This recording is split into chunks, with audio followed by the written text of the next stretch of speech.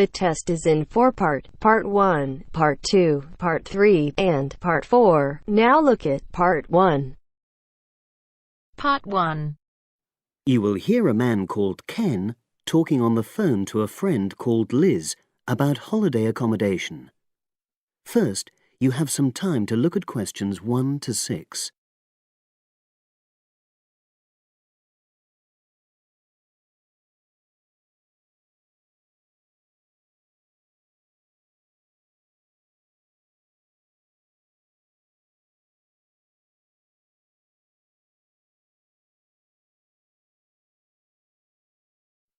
Now we shall begin.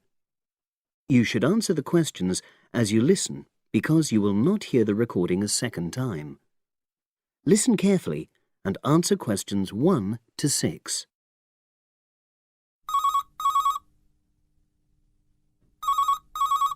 Hello. Hi Liz, it's Ken here. Hi, Ken. Nice to hear from you. Are you... This is just a quick call, but Mary and I have just been talking about our summer holiday. We haven't booked a place yet, and we've left it a bit late.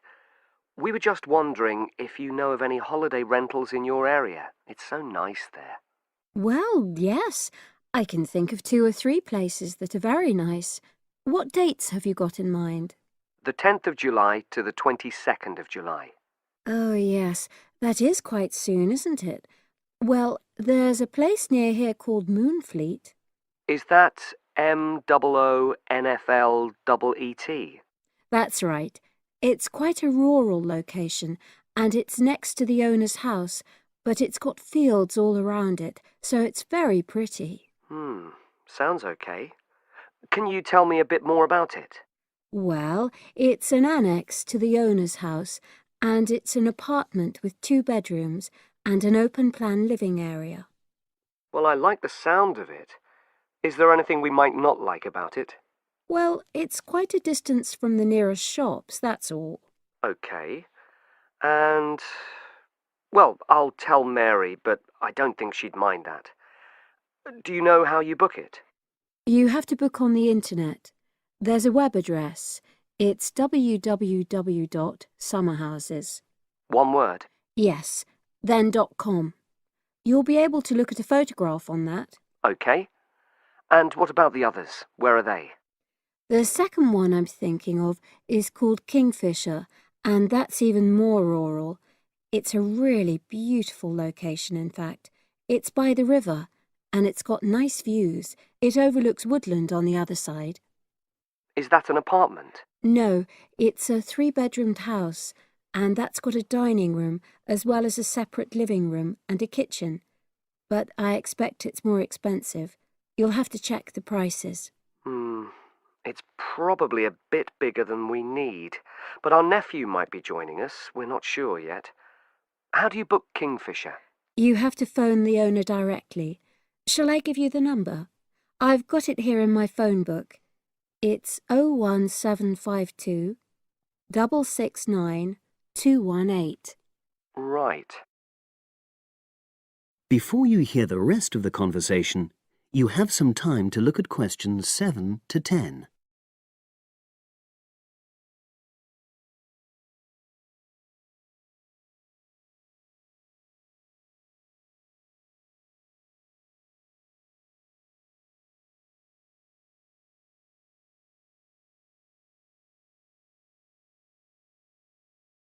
Now listen and answer questions 7 to 10. And you mentioned a third place? Yes, there's a house that my sister stayed in last year. It's called Sunnybanks. Nice name. And the location of that one is rather different. It's in the centre of a village, but it's a very small and quaint place. Did your sister like it? Oh, yes. It's by the sea, so her children really loved it. What's the accommodation like? I'm not sure about the number of rooms, because I haven't been in it myself, but I think she said it's quite spacious, and I know it's got its own garden. It's not very big, but it's not shared with anyone else, and it's supposed to be very pretty. Any snags? Problems? The only other thing I can think of is that there's nowhere for parking. The streets are too narrow, so you have to leave your car somewhere else and then walk to the house. It's only about 10 minutes away, but... OK. Well, I don't think it matters personally. How do you book it? There's an agent you have to contact. I don't know his details, but I can ask my sister and let you know tomorrow. Thanks, Liz. That'd be great. I'll talk to Mary and see what she says. Thanks for your help. That's okay, Ken. I'll speak to you again tomorrow. I hope you find what you're looking for. That is the end of part 1. You now have half a minute to check your answers.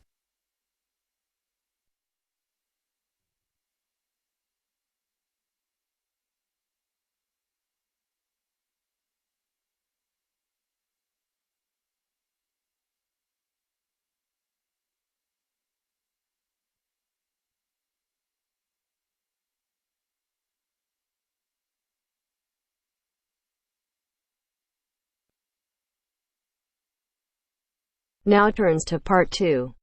Part 2. Zoe goes to talk to her academic advisor.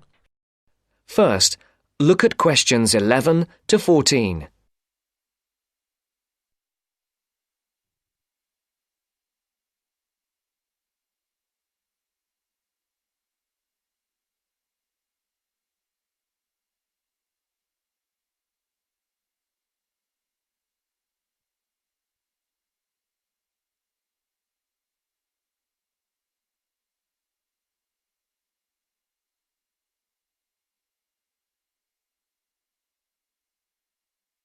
Listen carefully.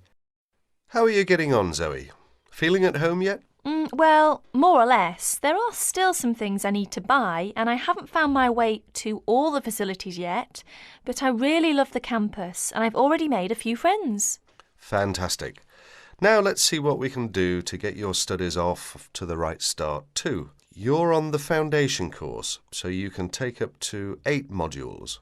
What we advise is that you take 4 modules in the first semester and, assuming everything goes well, 4 in the second. Have you decided which you want to take in this semester? I haven't made my mind up yet. I can't decide whether to take Principles of Marketing or Introduction to International Trade. Well, that depends on your career goal. You're planning to work in the biotechnology sector, aren't you? Well, that's my present thinking, but I guess I might change my mind. Right, well, marketing is a broad general subject that you will find really useful in a number of careers. International trade, on the other hand, is more specific. That's fine if you're sure it's the sort of work you want to do. A lot of students start off thinking about that option because it seems glamorous, but marketing can also be an exciting career, and there's a wide choice of jobs. Maybe you ought to wait until your career ideas are a bit more definite before you go down that road. Yes, I see. I could take International Trade next year, couldn't I? Sure. You could do international finance as well. So, in your first semester, you've got Principles of Marketing, Introduction to Economics, Banking and Finance, and let's see, Principles of Financial Accounting. How do you feel about that as a package? It's okay, I think. Before the broadcast continues, look at questions 15 to 20.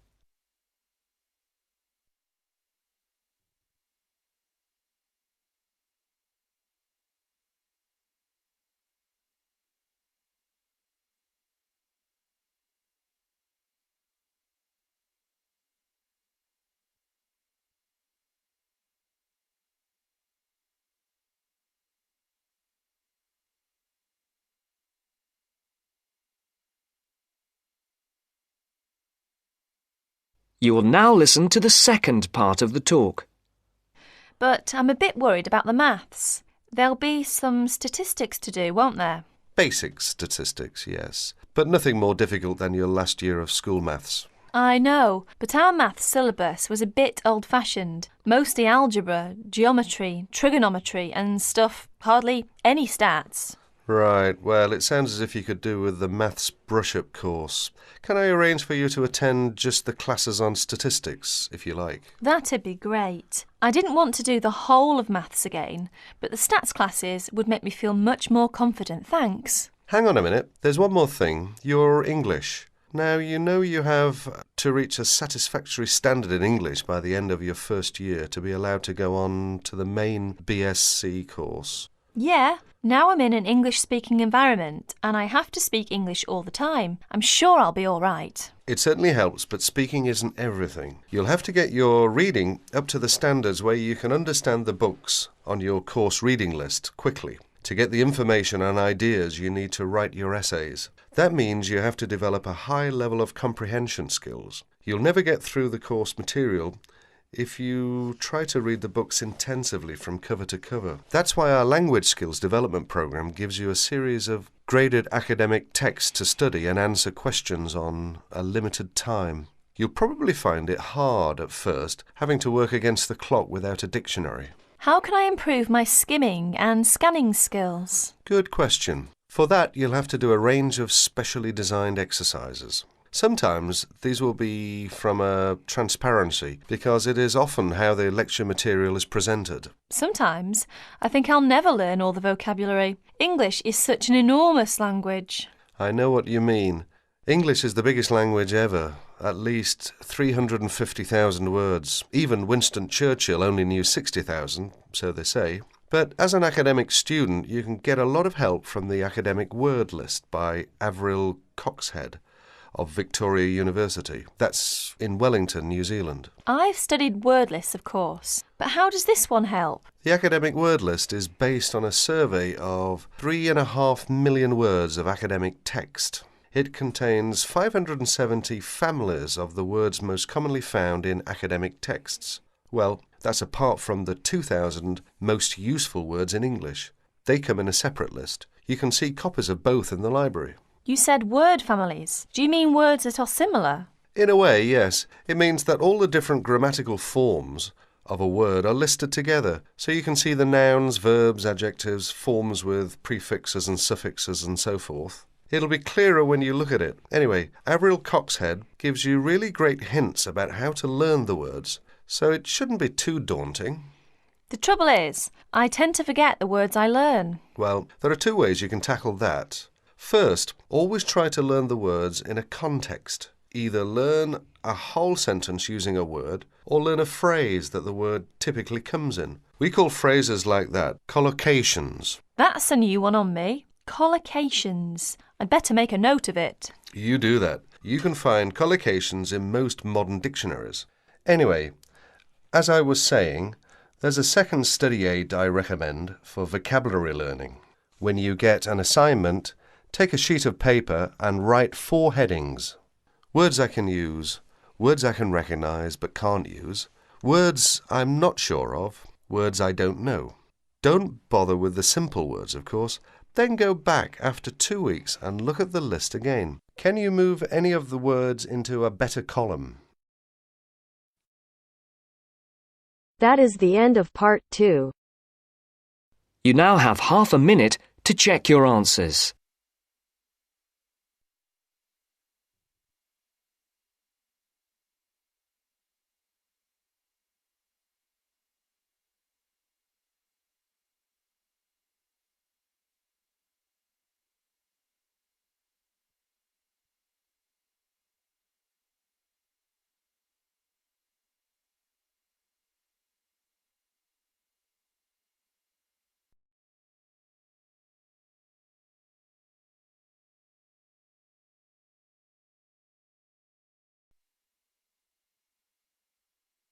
Now turns to part 3.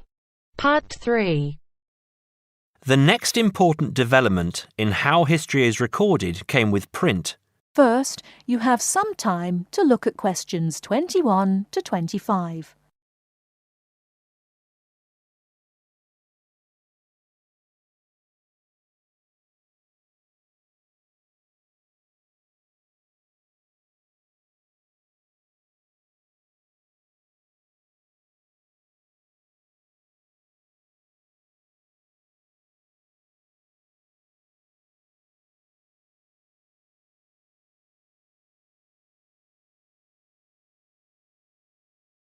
Now listen carefully and answer questions 21 to 25. The next important development in how history is recorded came with print. In the 8th century, the Chinese invented paper and woodblock printing. Remember that up to this time, very few people could read and write, and so only a very small number of people could understand written history. Suddenly, many books appeared, and many more people learnt to read. In the 14th century, the first printing press was invented in Germany. This reduced how long it took to produce books. The new printing technique quickly spread to other parts of the world. More books appeared, and even more people learnt to read. The first printed newspaper appeared in 1605, and the first daily newspaper in 1702. Now, people could read news stories soon after the event happened, and every event was recorded and stored. The problem with newspaper history is that newspaper reporters could tell the stories they wanted to tell, and not necessarily the truth. Photography was the next important development. We generally agree that photography was born in 1839. Some of the earliest photographs that the public saw were images of the American Civil War. Before you hear the rest of the talk, you have some time to look at questions 26 to 30.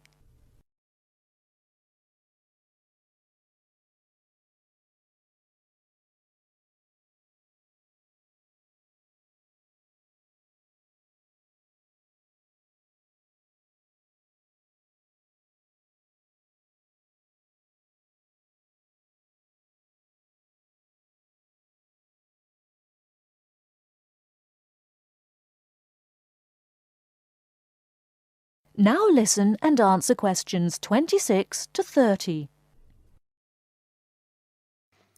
People were shocked by the photographs of dead soldiers, and for the first time saw the reality of war.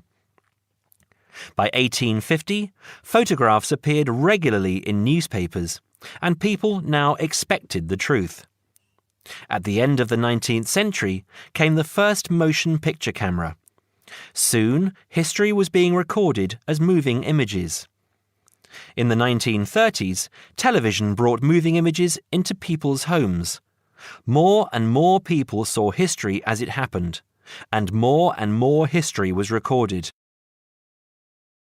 Today, of course, we expect that every event in the world is recorded.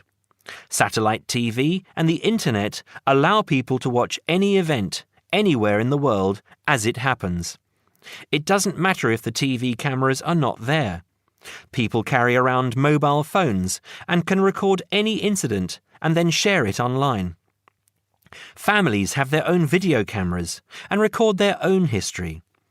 Children now grow up watching their parents and grandparents on film. I'm sure you'll agree that the transition from storytelling to what we have today has been dramatic, and I hope that...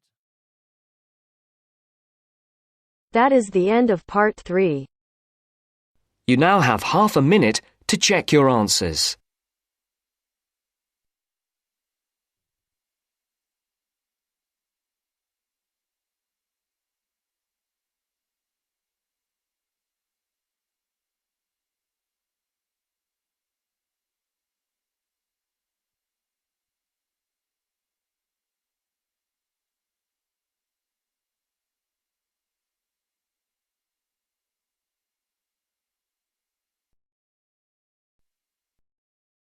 Now turns to part 4. Part 4. You will hear a talk about the pitfalls and pleasures of being a postgraduate student. Look at questions 32 to 37.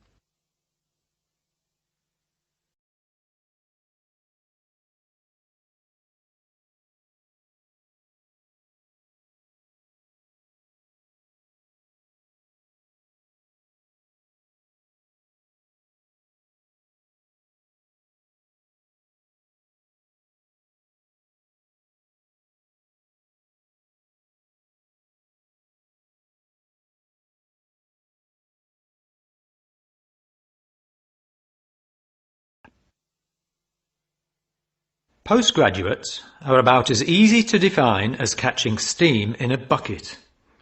Courses can be vocational, for training, as research, as a preparation for research, or a combination of these. Also, you can choose between full-time and part-time. Increasingly, the approach to postgraduate study is becoming modular. The vast majority of postgraduates are doing short, taught courses, many of which provide specific vocational training. Indeed, there has been a 400% increase in postgraduate numbers in Britain over the past 20 years. Current figures stand at just under 400,000. People undertake postgraduate study for many reasons. These may be academic, intellectual challenge, development of knowledge; vocational, training for a specific career goal; or only vague, drifting into further study. It is essential that you determine the reasons you want to become a postgraduate.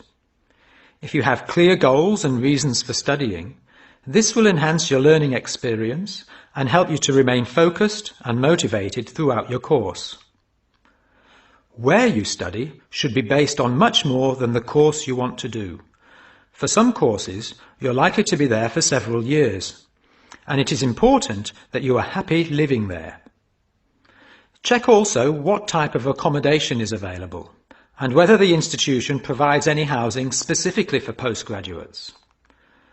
Choosing an institution and department is a difficult process. To determine quality, do not rely on the reputation of an institution, but find out what the ratings are from the most recent assessment exercises. Find out about the staff, their reputation, competence, enthusiasm, and friendliness. Visit the department if possible and talk to existing postgraduates about their experience, satisfaction, comments and complaints. Be very careful to check how they feel about their supervisors. Also, check what facilities are available, both at an institutional level, for example libraries, laboratory and computing facilities, and in the department, for example study room, desk, photocopying, secretarial support, etc. Everyone will have their own priorities here. I am always anxious to check the computer support available and regard it as slightly more important than library access. Your working environment and the support available to you plays an essential part in making your work as a postgraduate a positive experience. Life as a postgraduate can be very different to your other experiences of education. Things that can distinguish your experience are the level of study, independence of working, intensity of the course, the demands on your time, and often the fact that you're older than the majority of students. These factors can contribute to making you feel isolated. However, there are several ways you can make sure that this is either short-lived or does not happen at all. Many student unions have postgraduate societies that organise social events and may also provide representation for postgraduates to both the student union and the institution. Departments can also help to create a sense of identity and community, and often have discussion groups available. Don't be afraid to talk to staff about any difficulties you might be having. Of course, universities provide counselling services, but we have found that the best advice comes from talking to other postgraduates who may have faced similar difficulties. Look at questions 38 to 40.